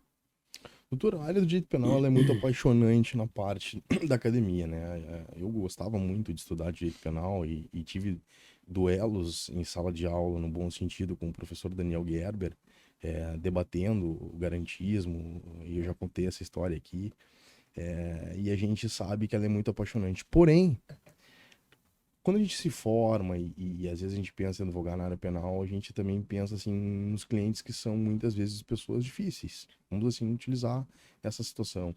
Como um advogado criminalista assim opera, trata com clientes difíceis na área penal? Não sei. Porque eu sempre tratei todos os clientes da mesma forma. Sabe, eu nunca fiz separação daqueles clientes que tem uma realidade dentro da criminalidade mais forte do que aqueles outros que estão sendo imputados fatos criminosos contra eles pela primeira vez na vida. Eu sempre tratei todos iguais. Eu acho que a diferenciação e o risco da advocacia criminal, se for essa a ideia, né? Essa a ideia, principalmente o risco, né, de algumas situações o que o advogado no início de carreira tem e ele pensa, como que eu vou atuar em determinadas situações? Eu acho que a postura do advogado está muito mais, assim, vamos de novo. Acho que o risco da advocacia criminal está muito mais na postura do advogado do que no cliente em si. O cliente, ele já existe. Ele já faz o que ele faz, né? Ou ele fez imputado a ele, Sim, mas o cliente já existe. Né, é o profissional que está entrando na vida dessa pessoa para tentar ajudá-lo num primeiro momento e restabelecer o direito dele, né, de ser solto, de ser absolvido, de responder um devido processo legal e tal. Mas, e o que eu tenho sempre comigo? Cliente tem que ser tratado da melhor forma possível. É óbvio que tu não vai fazer vamos botar entre aspas, as vontades do cliente, sim, né? Mas assim, o cliente tem que ter muito claro dentro da primeira conversa que se tem, assim, eu vou te defender nos autos do processo, perfeito, né? Essa transparência tem que ser muito clara. Nosso contrato é para o processo. perfeito. Ah, mas tu vira amigo dos teus clientes? Já aconteceu de virar amigo de algum cliente, sim, não, né, de situações muito graves, assim, mas clientes que vieram de outros meios, assim. Mas eu acho que o risco hoje é muito mais da postura do advogado, é como ele se propõe. Porque se o advogado estiver proposto a fazer qualquer coisa para ganhar o cliente, ele vai se equiparar ao cliente dele. Hum, E essa conduta ética que nós precisamos ter, assim, né? O que o meu cliente faz é problema dele, perfeito. né? Eu não posso chegar e dizer o seguinte, olha só, Matheus, para de, de praticar o crime de tráfico. Eu não posso chegar, não tenho esse direito de chegar para ele dizer, Sim, né? Eu tenho direito de defendê-lo porque é essa a proposta que ele me fez. Olha só, vou te pagar, tu vai me defender e tá tudo certo. perfeito. Agora, eu não posso também querer com que esse cliente venha fazer parte da minha vida. Eu não vou andar com ele para cima e para baixo, eu não vou levar pedidos dele de lugares. São vários os riscos que se tem. E o que a gente vê é que muitos colegas estão dispostos a isso, Isso é um problema. para captar o cliente. Hum, Né? E a linha é muito tênue entre a tua postura como advogado e a tua conduta como parceiro do teu cliente, sim. né? E aí a primeira conversa, ela é muito tranquila exatamente por isso. Olha, eu serei teu advogado. Hum, Eu não vou entrar em contato com teu amigo que está lá em outro determinado lugar preso, eu não vou levar recado para ninguém, eu não vou, cara, não vou carregar, sei lá, alguma coisa no meu carro para poder entregar para fulano. Então eu acho que quando o advogado se propõe a colocar limites na sua atuação e na atuação do seu cliente, naquilo que ele tem para atuar em relação ao seu cliente, sim. eu acho que as coisas se resolvem. Ah, muito bom. É um importante ponto aqui. Desde o início, mostrar os limites dentro da legalidade, dentro do processo. Exatamente. Eu não posso misturar essas coisas porque, primeiro, eu não faço parte daquela realidade. Ela não é Sim, minha realidade. Segundo, cliente é cliente. perfeito. Ele pode virar meu amigo? Pode sim. Mas ele é meu cliente até então. E aí nós temos um caso aqui de um advogado que faleceu aqui, foi morto, na verdade, em Santa Catarina ano passado, um advogado criminalista, que sabia-se exatamente que estaria envolvido com o crime organizado e que de alguma forma, né, a morte dele tem um certo envolvimento com isso. Então, esses são os riscos que a advocacia criminal tem, mas eu acho que parte muito mais da postura do advogado no momento em que ele propõe o seu trabalho, né, e de saber dizer não também é educativo para o cliente. Saber dizer Perfeito. não para ele também é educativo, porque o cliente vai te tentar. Ele vai te pedindo um favor. Doutor, você tem como, sei lá, fazer isso aqui para mim? Se eu disser sim, ele vai tentar de novo depois. Sim, Uma coisa mais grave. E aí vários são os exemplos que a gente tem aí de advogados que muitas vezes se corrompem exatamente ah, por causa desse tipo de situação. Não, perfeito, é importante ali dar os limites e saber dizer não, né? Isso é muito importante. Professora, uma questão que eu queria fazer uma pergunta aqui bem breve. Tu foi aí coordenador da Faculdade de Direito da Estácio por alguns anos. Exerceu um cargo de liderança, certo? A pergunta, o que que um líder jamais pode fazer e qual era o teu estilo de liderança quando tu exerceu esse cargo? O que um líder não pode fazer, Alexandre, eu não sei. Não, eu te confesso, assim, eu não sei o que o líder não pode fazer. Eu sei o que o líder tem que fazer, né? Eu sei o Bom, que o líder, eu sei quais são os deveres dele, que é agregar. Quando eu assumi eu estava exatamente num período de pesquisa em Toledo, na Espanha, quando eu fui chamado para assumir a coordenação do curso, em razão da demissão lá da antiga coordenação. E eu estava viajando, cheguei e a diretoria da faculdade, que eu já tinha uma boníssima relação, tenho até hoje com eles uma boníssima relação, assim, os diretores chegaram e disseram, olha só, a gente fez umas mudanças aqui e tal, e precisa uhum, que tu assuma a coordenação e tal, e é tu. Eu disse, não, mas eu não posso, né? Eu tenho meu escritório, eu tenho, né, 20 horas aula, não posso. E eles disseram, não, é tu. Quem tem a postura para poder ser, né, nosso coordenador é tu e tal. E aí, a gente te quer literalmente. não tem saída, Não né? diz, não, não, não, é tu e vem pra cá Não, assumir que tu vai coordenar. e aí eu tava até tava no final de semana em Auschwitz, lá na Polônia, conhecendo lá os campos de concentração e tal. E aí voltei para Espanha, peguei mala, peguei tudo e voltei para Porto Alegre porque era um chamado realmente Impor- bastante urgente, importante. Importante. E, e quando eu cheguei aqui, eu peguei e nominei 4, porque tu tem um conselho de professores ali que fazem parte da tua gestão, né? Sim, sim, sim. E eu olhei assim e eu disse, olha, eu quero esses 4 aqui fazendo parte do meu conselho e tal. Se vocês aprovarem agora, tá tudo certo, vamos fechar. Era um de cada Ah, eixo, assim, de cada sim. área, né? E então tá tudo certo. Né? Liguei para cada um deles, informei e tal. E disse, vamos construir juntos. Né?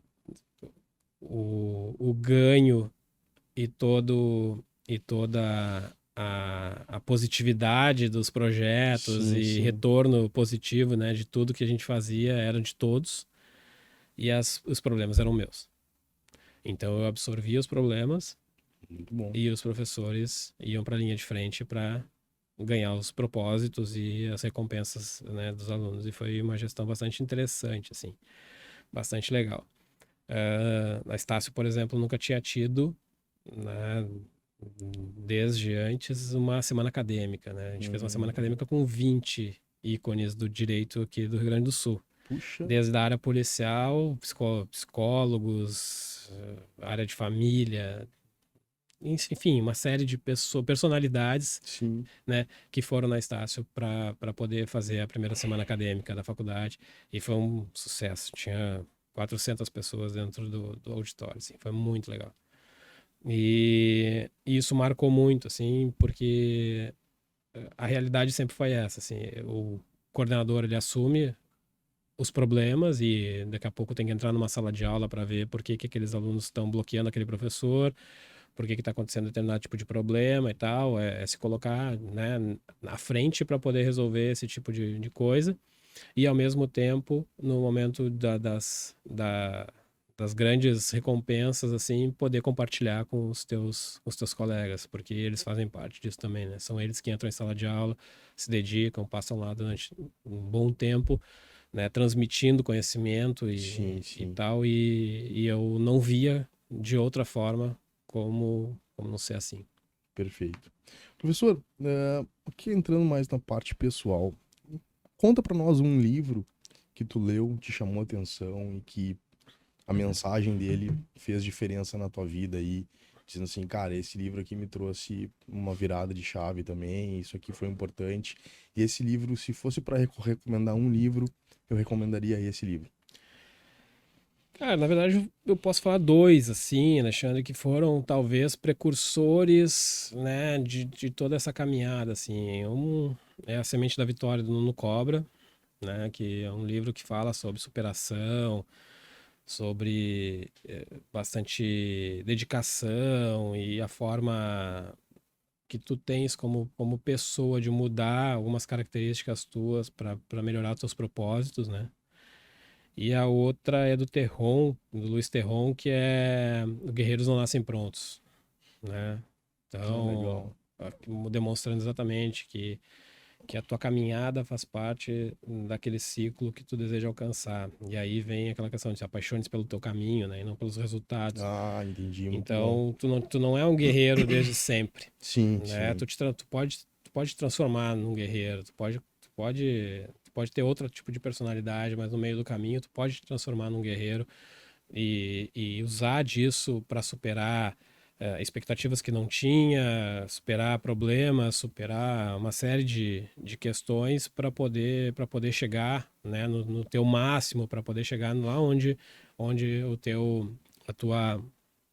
a tua ideia alcança, né? Sim. E são dois livros que para mim eles marcaram bastante assim as leituras porque foram um diretamente assim me colocou propósitos na minha vida e o outro demonstrou que não existem caminhos que eu não possa não existem barreiras que eu não possa ultrapassar, né?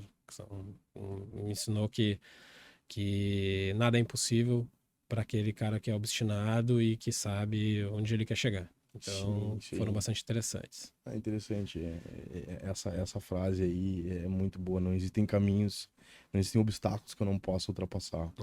É, A gente pega a questão assim, Matheus, se tu tiver determinado, meu irmão, é game over. Tu vai conseguir. Se tu tiver determinado, tu vai alcançar. exatamente. É importantíssimo essa mentalidade, essa forma de seguir no dia a dia. Professor, a gente está numa questão de uma inteligência artificial nova aí que tem surgido no mercado e até então eu não tinha utilizado e comecei a fazer alguns testes. Chat GPT. O que que tu acha? Tu já testou a ferramenta para algumas situações? Eu vou te falar um pouco da minha experiência, tá? Ali baixei, não baixei o aplicativo, fiz direto pelo site.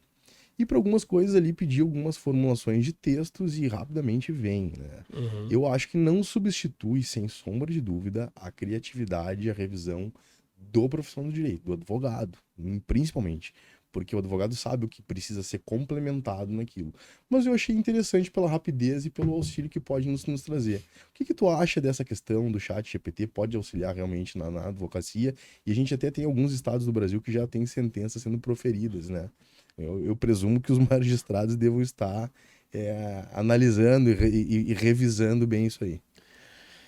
Pois é, doutor Alexandre, eu sou um cara muito cuidadoso e cauteloso, principalmente em relação a essas novidades, principalmente quando elas mudam a vida das pessoas, né? E quando a gente trabalha com processos que são considerados pessoais, como os criminais, em que não é a empresa, não é a pessoa jurídica, né? Muitas vezes não é alguém que vai pagar uma certa indenização, mas que os reflexos de uma condenação é na pessoa, né, que Sim, está sendo ré ali.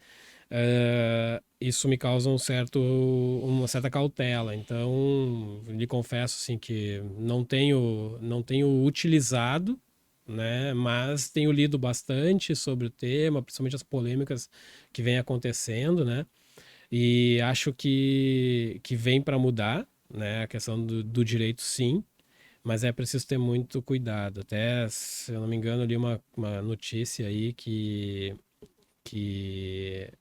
alguém estava processando um prefeito que mudou pelo chat, né, uhum, GPT, e escondeu algumas condenações que tinha recebido. Eu lhe confesso assim que, que o chat que estava desatualizado. não, ele mudou o chat, né? Ele Ah, mudou a sim. forma. Então ele usou algum tipo de mecanismo de fala, né, ali no chat, Uhum, exatamente para que quando se fizesse uma pergunta assim, na verdade assim, o prefeito tinha sido condenado, ele tinha sido condenado com sentença transitada em julgado e tal, e ele quis maquiar essa condenação né? Porque o adversário político dele dizia que ele era corrupto, que não sei o que e tal. E aí ele fez uma maquiagem dentro do chat, Tá. colocando ali alguns tipos de diálogos que não fossem trazer o nome dele à tona. E Perfeito. aí ele usou o chat GPT exatamente para isso. Ele pegou e colocou lá, fulano de tal é corrupto? E aí dizia, não, é um grande, né, prefeito, não sei o quê, blá, blá, blá, blá, blá. Então Ah, tem que perigoso. cuidar essa questão, né, do, Sim, do, do diabinho aqui do ombro claro. direito aqui, porque pode ser usado para o mal, né? Eu Então entendi. tem que ter É muita cautela em relação a isso. importante mesmo. Professor, quase finalizando aqui a nossa conversa, o pessoal em casa deve estar dizendo, que pena, eu também aqui, estou gostando muito desse nosso bate-papo. Eu vou te falar algumas perguntas bem pontuais e tu me responde com uma única palavra. Um time de futebol, Colorado, uma linda mulher, a dona Cleidir, um homem de estilo, seu Pedro, um jogador de futebol épico, Fernandão, um filme, o último samurai, prefere churrasco ou sushi, churrasco. um vinho especial. Ah, aí é sacanagem, né, doutor Alexandre? Ah, Não, vamos lá, um vinho especial. Eu vou te dar de presente, tu me diz o nome. Protos Criança, um espanhol. Perfeito. Uma música. Uma música, Graças à la Vida, de Mercedes Sosa. Legal. Me diz uma coisa, dos teus amigos aí, quem é o melhor churrasqueiro? Eu. Vamos ter Sou, que- passa, A gente vai ter que fazer esse duelo aí. então vamos lá, então. Eu tô ganhando aqui os elogios da entrevista anterior, Ah, eu né? não comi teu churrasco aí, Não, então nós vamos ter que fazer esse vamos ter que duelo. fazer assim. E uma pergunta, a gente sabe aí, né? A gente tem dois ícones no futebol gaúcho aí, o D'Alessandro, que é um cara que eu admiro demais Sim, como profissional, como pessoa, e agora chegou o Soares, que até foi citado pelo Dr. Fábio como jogador épico para ele, porque ele nos trouxe para nós gremistas aí uma nova motivação, vamos sim. assim dizer. Seria possível a gente combinar um assado da Alessandro e Soares? São jogadores que têm momentos distintos, né, dessa Sim, história, né? Eu ia até falar sobre o D'Alessandro, porque meu amigo e meu cliente, durante muito tempo eu advogo para ele, e o D'Alessandro é uma figura épica, né? O D'Alessandro, sim, ele é épico, né? Não só o D'Alessandro jogador, mas o D'Alessandro como pessoa, quem conhece sabe, né, o que esse cara faz para ajudar as pessoas, para se dedicar à família. É um cara extremamente épico, assim. E é um cara que merece estar nos melhores lugares onde ele já esteve como jogador e hoje está como profissional aí na área do futebol no Cruzeiro. sim, O Soares tem uma trajetória, uma carreira e tal, mas eles estão em momentos diferentes, eu acho. E essa balança ainda deixa o D'Alessandro ainda acima, né? Em termos de importância, assim, e representatividade do clube, né? perfeito. Da história do clube. Mas eu acho que seria um assado bastante interessante. Seria um assado interessante. Eu até acho que, além do assado, eu gostaria de ver o D'Alessandro com a 10 e o Soares com a 9 no mesmo time. Já pensou? Pô, seria um jogo entre amigos pra gente combinar Que aí. jogo, hein? Seria um jogo épico, É, principalmente se fosse feito em benefício às crianças. quem sabe, Quem né? sabe, né? A gente não pode dar essa ideia aí pra eles. Com certeza. Professor, finalizando aqui a nossa entrevista, qual é a frase que tu utiliza diariamente, que é a tua frase mindset, tua mentalidade, aquilo que tu pensa quase todo dia ou todo dia, e tu faz aquela frase partir dentro de ti, aquela frase é uma frase inspiradora. Se tu quiser falar mais de uma, fica à vontade. Cara, na verdade não é uma frase, é um trecho de uma música que para mim é bastante inspirador, assim, e ele serviu durante muito tempo como inspiração, que é exatamente Graças à la Vida que me há dado tanto, que é uma música da Mercedes Sosa, que foi gravada, uma cantora chilena, que foi muito, né, conhecida aqui na América do Sul. Sim, e que é uma música que para mim ela tem muita representatividade, porque ela fala sobre guerra, sobre batalha e sobre agradecimento, né? Eu acho que sair da onde eu saí, né, e chegar e conseguir conquistar as coisas que eu estou conquistando na minha vida, com 18 anos não, 16, 17 anos de profissão, Sim. tendo passado por, né, por várias experiências acadêmicas, profissionais, né, de relações pessoais e tal, né, eu acho que eu não teria outra coisa para dizer todos os dias e para colocar no meu mindset todos os dias que é obrigado, sabe? Não me vejo falando e querendo outra coisa que não seja isso e acho que não vejo acho que não preciso de outros atributos para buscar, né, a batalha diária, que não seja agradecendo. Acho que no momento que tu agradece, né, teu canal de energia se abre para que as outras coisas também venham, né, e aquilo que é teu, que é para ti e tal, que são coisas boas, de energias boas, né, sejam encaminhadas. Então, agradecer eu acho que é sempre muito importante. Ah, perfeito, perfeito. Bom, pessoal, infelizmente a gente está acabando a nossa entrevista. Espero que vocês tenham gostado. Eu adorei o nosso bate-papo. Matheus Marques, advogado criminalista, alta performance, professor, palestrante, escritor, amigo meu.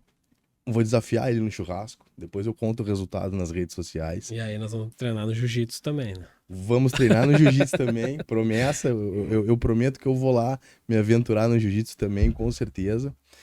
Pessoal, clica no sininho, clica nas notificações, adiciona o canal, principalmente nas notificações quando a gente for colocando novas entrevistas nas sextas-feiras ao meio-dia, vocês serão avisados e poderão aí desfrutar aí de grandes palestras, grandes entrevistas, grandes conversas e bate-papos. Eu aqui na questão como apresentador, mas também como aluno, aprendendo com essas figuras épicas aí, operadores de alta performance no direito. Matheus Marques, muito, muito, muito obrigado. Gratidão, meu irmão. Quem agradece sou eu e espero ter, de uma certa forma, colaborado e, e trocado um pouco das experiências, né, que muitas vezes os nossos amigos, os nossos colegas não são capazes de conhecer, e essa outra realidade, né, aqui Perfeito. da pessoa, né? Então acho que é muito importante. Então muito obrigado, Alexandre, muito obrigado aí aos nossos amigos, nossos ouvintes aí, e espero encontrá-los em outra oportunidade sempre que for possível. Perfeito. Pessoal, estive aqui então com o Matheus Marques, advogado criminalista de alta performance. Muito obrigado por estar conosco e até a próxima.